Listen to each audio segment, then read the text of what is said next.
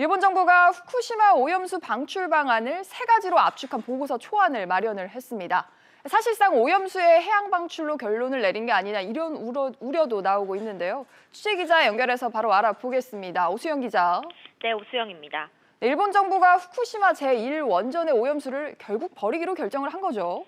그렇습니다. 일본 경제산업성은 오염수 처리대책위원회의 전문가 소위원회가 방출 방안을 세 가지로 제시했다고 밝혔습니다. 물로 희석해서 바다로 유입시키는 해양 방출과 증발시켜서 대기로 내보내는 수증기 방출, 그리고 나머지는 이 두 가지 방법을 병행하는 방식입니다. 일본 정부 산하의 전문가 소위원회는 지난 2016년 11월부터 활동해 왔습니다. 지금까지 논의해온 6가지 방법 중에서 전례가 없는 방식을 제외하고 사실상 2가지, 총 3개 안으로 추렸는데요. 일본 정부가 사실상 해양 방출로 결론을 내린 게 아니냐는 우려가 나오고 있습니다.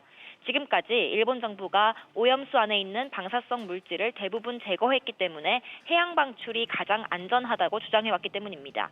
이에 우리나라 등 우리 이웃 국가들뿐만 아니라 후쿠시마의 어민들도 강하게 반발해왔는데요.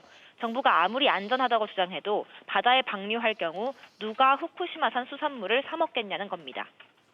오 기자, 그럼 방출 시기는 언제쯤으로 예상이 될까요? 네, 방출 시기와 기간은 일본 정부가 책임지고 결정해야 한다는 게 오염수 처리대책위원회 전문가 소위원회의 입장입니다.